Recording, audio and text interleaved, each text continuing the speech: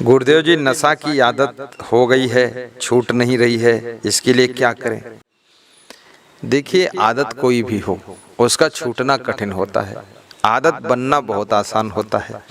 आदत बनाने में 7 दिन लगते हैं, आदत छूटने में 7 साल भी लग सकते हैं, और 7 मिनट में भी छूट सकती है, और 7 सेकंड में भी छूट सकती है। क्योंकि आपके अंदर अगर संकल्प शक्ति है, प्रतिज्ञा शक्ति है, प्रण की शक्ति है, आप कसम खा लीजिए नहीं पिएंगे।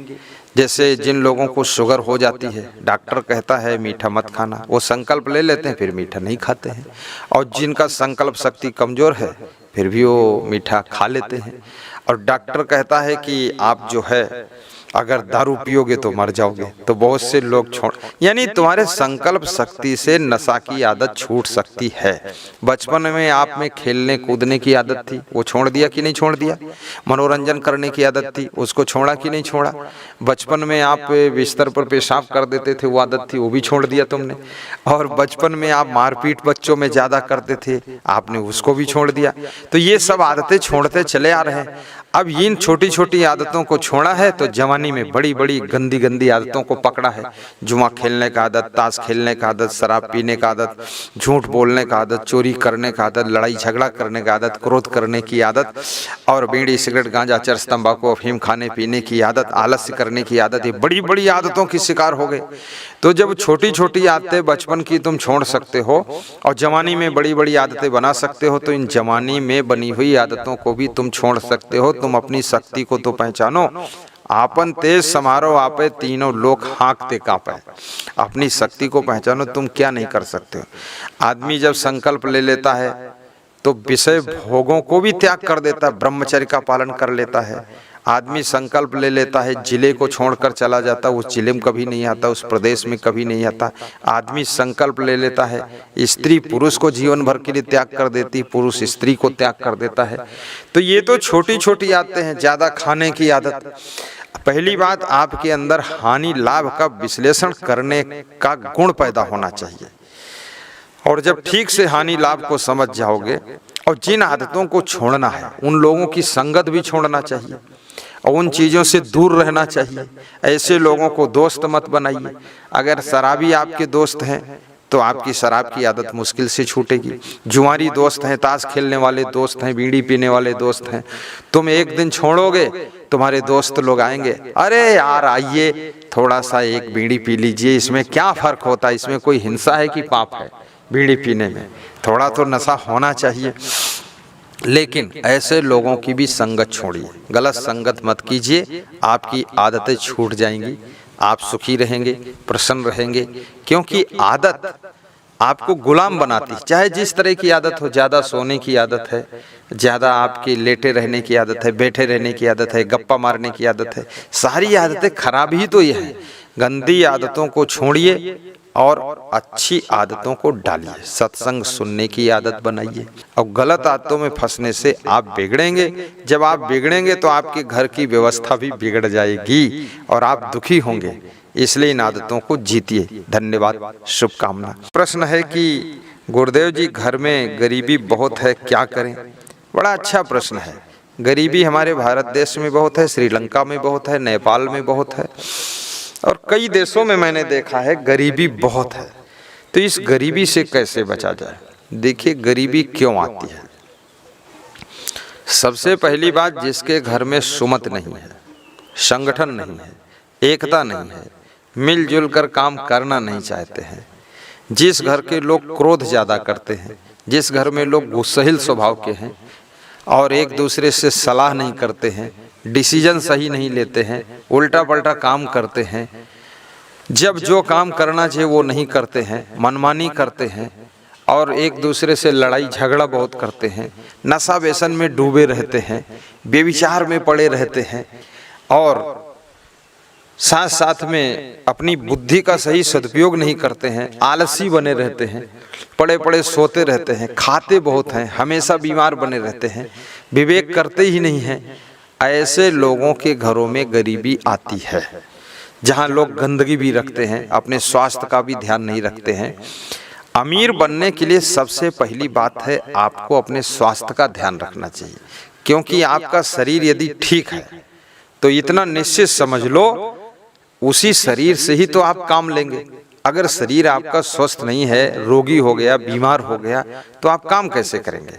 आप तो हॉस्पिटल में लेटे रहेंगे, दवाई खाते रहेंगे, काम बंद है और 1000 रुपए रोज दवा खा रहे हैं, तो गरीबी क्या महागरीबी आ जाएगी। तो स्वस्थ रहे, और स्वस्थ रहने के लिए कम खाना, शाकाहारी भोजन करना, सुपाच्य भोजन करना, ठंडी चीजों को शाम को ना खाना, और भोजन के पहले या बीच में सलाद लेना, और सवेरे जो है अंकुरित चना, अंकुरित मूंग, अंकुरित गेहूं, इसमें नमक और हरी मिर्ची थोड़ी डाल करके और नींबू डाल करके और इसको प्रेम से खाना, बहुत टेस्टी बनेगा और ये पेट को साफ भी करेगा। शाम को 1 गिलास दूध पीना चाहिए, गरम गरम दूध, तो आपका पेट खराब हो जाएगा। डाइजेशन को संभाल कर रखिए और मेहनत करने का संकल्प लीजिए, परिश्रम कीजिए, आलसी मत बनिए, गरीबी आपके यहाँ नहीं रहेगी। तुलसीदास ने कहा, जहाँ सुमतना संपत्ति नाना, जहाँ कुमतना विपत्ति निधाना। तुम पति पत्नी रोज लड़ते हो, झगड़ा करते हो, सास बहू खूब चिट्ठा चोड़ लड़ाई चल रही तुम्हारी, और ससुर की निंदा करती रहती है। जब घर के लोग घर ही में निंदा बुराई करते रहते हैं, आलोचना करते रहते हैं, पड़ोसी के साथ बैठ करके गप्पा मारना, अपने घर की निंदा करना, तुम्हारे घर में महागरीबी आ जाएगी। अपने घर वालों की निंदा मत कीजिए, बुराई मत कीजिए, बच्चों के साथ भी लड़ाई झगड़ा मत कीजिए, नशा व्यसन मत कीजिए। गरीबी गारंटी के साथ आपकी दूर होगी। काम करने का संकल्प लीजिए। यदि आपको उतने बुद्धिमान आप नहीं हैं, आपकी पत्नी बुद्धिमान है, तो पत्नी के बुद्धिमानी के अनुसार डिसीजन लेकर के काम कीजिए। यदि आपका पति ज्यादा बुद्धिमान या दोनों बराबर बुद्धिमान, दोनों सलाह करके डिसीजन लेकर के काम कीजिए, क्योंकि आपका डिसीजन सही होगा तो कम मेहनत से भी सफलता ज्यादा मिलेगी। डिसीजन का अर्थ होता है, बहुत सारे लोग डिसीजन इंग्लिश में समझ भी नहीं पाए। डिसीजन निर्णय, निर्णय माने फैसला, फैसला माने होता है आपने क्या काम करने का निर्णय लिया है, किस समय क्या निर्णय लिया है। अब जैसे आप गलत डिसीजन अगर ले रहे हैं, जो जमाना चला गया, आप टार्च की दुकान खोलकर बैठ जाओ आप, और फिर कहो मेरे घर में गरीबी आ गई, दुकान नहीं चलती। अरे भैया, टार्च का जमाना चला गया है, मोबाइल आ गया, उसमें टार्च है। या आज की तारीख में आप कुछ ऐसे काम लेकर के बैठ जाओ कि लोग सोचते हैं कि हमारी दुकान नहीं चलती है। धंधा भी सोचिए, समय किधर जा रहा, जमाना किधर जा रहा, लोग पसंद क्या कर रहे हैं, लोगों को इंटरेस्ट किस चीज में है, तो उस तरह की दुकान खोलिए। और दुकान भी आड़ में खोलोगे, एकांत में खोलोगे, नहीं चलेगी, डिसीजन आपका गलत है। या पुल के नीचे दुकान पड़ गई तो भी चलना मुश्किल है। तो दुकान का स्थान भी सही होनी चाहिए, दुकान भी सही जगह पर होनी चाहिए, दुकान का सामान वो होना चाहिए जो मांग है, जरूरत है समाज को, और दुकान में सामान अन्य लोगों से सस्ता और अच्छा भी मिलना चाहिए। अगर आप थोड़ा सा महंगा देते हैं तो ग्राहक 1 रुपये में लुढ़क जाता है, दूसरी तरफ चला जाता है। तो ये आपको सब रीडिंग करना पड़ेगा कि इस तरह से हम सफल हो सकते हैं। और जिस कार्य को करने में आपकी रुचि है, आपका संस्कार है, उस कार्य को कीजिए, किसी की बराबरी मत कीजिए। अपनी योग्यता, अपनी कला, अपनी गुणवत्ता को देखिए कि हमारे में कौन सा गुण है, हम क्या कर सकते हैं, हमारे शरीर की क्षमता क्या है। जैसे पड़ोसी ट्रैक्टर ले आया, तुमने सोचा मैं भी ले आऊं, नहीं, पड़ोसी ट्रैक्टर लाया है, उसमें क्षमता है रात दिन धुआंधार मिट्टी में काम करने की, तो वो उसमें सफल होगा। आपके शरीर में इतनी क्षमता नहीं है या आपको धूल धड़ाका ज्यादा पसंद नहीं है, तो आप ट्रैक्टर क्यों लाओ। आप ऐसी गाड़ी लाइए जो रोड पर बढ़िया पैसेंजर ढोइए और उससे कमाइए। या आप अगर इतनी बुद्धि नहीं है तो अपना 4 भैंस पाल लीजिए, उनकी सेवा कीजिए, उससे 1000-2000 का रोज दूध बेच करके आप करिए। और आय के स्रोत घर में 2-3 प्रकार के, 4 प्रकार के होना चाहिए। कहीं खेती बाड़ी अगर मौसम बिगड़ने से चौपट हो गई तो दुग्ध उत्पादन से भी आपके घर का खर्चा चलता रहेगा, गरीबी नहीं आएगी। दुकानदारी है, मैंने एक इंजीनियर को देखा, 80,000 रुपये वेतन पाता था गुजरात में, सुमन भाई उसका नाम है, और उसके घर में चप्पल जूते की दुकान उसने खोली, क्योंकि घर उसका मेन रोड पर था। तो आगे दुकान खोल ली, पीछे मकान था। तो मैंने उससे कहा कि सुमन भाई आप इंजीनियर हैं और चप्पल जूते की दुकान, बोले पार्ट टाइम का काम है, सुबह 1 घंटे में बैठ जाता हूँ और फिर मेरी वाइफ दिन भर देखती है इसको, और फिर शाम को बच्चे देख लेते हैं और मैं सर्विस पे चला जाता हूँ और शाम को आ जाता हूँ, थोड़ा हम भी देख लेते हैं, बच्चे पढ़ने लग जाते हैं। तो अब मैंने कहा इससे फ़ायदा क्या हुआ, तो बोले खर्चा सब इसी दुकान से निकल जाता है और सर्विस का वेतन पूरा बच जाता है और उससे हम अलग प्लाट लेकर के मकान भी बना चुके हैं। तो इस तरह से आपको खाली बैठने वालों को कभी भी गरीबी नहीं छोड़ेगी। गपशप मारने वाले जो गांव में राउंड बहुत मारते हैं, इस द्वार पर खड़े, उस द्वार पर खड़े, उस औरत से बात कर रहे हैं, उस पुरुष से बात कर रहे हैं, खीसे काट रहे हैं, पान ठेला खड़े हैं, टाइम पास कर रहे हैं। टाइम का सदुपयोग करने वाले व्यक्ति के पास में गरीबी नहीं आती है। जो टाइम पास करने के लिए, मनोरंजन के लिए अपने रहता, उसको गरीबी छोड़ती नहीं है। अभी मैंने सुना है मुकेश अंबानी जो है 5 किलोमीटर रोज सुबह दौड़ने जाते हैं। अब इतना बड़ा आदमी है, इतना धनवान है, उसको क्या दौड़ने की जरूरत, लेकिन वो जानते हैं कि अगर दौड़ेंगे नहीं तो हम बीमार हो जाएंगे, स्वस्थ नहीं रहेंगे। तो आप लोगों को भी व्यायाम करना चाहिए। किसान लोगों का व्यायाम तो खेती बाड़ी में हो जाता है, पशुपालन वालों का व्यायाम तो पशुओं को पालने में हो जाता है, लेकिन शरीर बहुत बढ़ने ना पाए इसका भी ध्यान रखना है और आपकी उन्नति होगी, आपका विकास होगा। क्रोध करने से लक्ष्मी आपके घर से रूठ जाती है, इसलिए कृपया सहनशीलता को बढ़ाइए यदि आप उन्नति करना चाहते हो।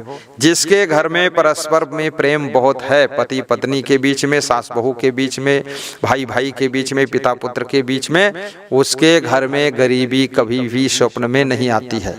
और जिसके घर में सब मनमानी करते, इधर उधर घूमते हैं, कोई किसी की सुनता नहीं है, वहाँ दरिद्र नारायण आकर के बैठ जाते हैं। इसलिए गरीबी इस तरह दूर होगी। आपको इतने फार्मूले मैंने बता दिए हैं, बाकी इस पर बहुत सी बातें मैं प्रवचन में सुनाता रहता हूँ। जो तुम्हारे मित्र हैं, रिश्तेदार हैं, तुमसे जुड़े हुए हैं और गुरुदेव के प्रवचन को नहीं जानते हैं, उन तक पहुँचेगा तो वो लोग भी उससे लाभ लेंगे। तो ये सब करना भी सीखिए, बुद्धू बन करके मत रहिए और शिक्षा योग्यता भी प्राप्त करिए, नई नई कलाएं सीखिए। मान लिया आपके पास में जमीन भी कम है तो आप बहुत से काम कर सकते हैं। राजगीर मिस्त्री का काम सीख लीजिए, उसमें 500-600 रुपये रोज मिल जाएंगे आपको। अब आप एक मजदूर का काम करोगे खेत में तो 200-250 रुपये ही मिलेंगे, वो भी काम सीख लीजिए। सिलाई का काम टेलर का सीख लीजिए, लोहारगिरी का काम सीख लीजिए, ग्रिल बनाना सीख लीजिए। बहुत सारी, मतलब आपके अंदर अगर क्वालिटी है और कला है तो आप गरीब नहीं रह सकते हैं। गाड़ी चलाना सीखिए, ड्राइवरिंग सीख लीजिए, उससे भी आपका आय का स्रोत बढ़ेगा। ड्राइवरों का भी महत्व है, क्योंकि गाड़ी बढ़ती जा रही है तो ड्राइवर भी आवश्यकता पड़ेगी, तो उसको सीखिए आप। कोई ड्राइवर आपको रखेगा 7-8 हज़ार 10 हज़ार महीने देगा, उससे आपकी गरीबी मिटेगी। तो ऐसे कुछ हुनर सीखना चाहिए, तब गरीबी मिटती। खाली हाथ पर हाथ धर के बैठे रहो तो गरीबी नहीं मिट सकती है। तो आपकी गरीबी दूर हो, ऐसी मैं शुभकामना करता हूँ।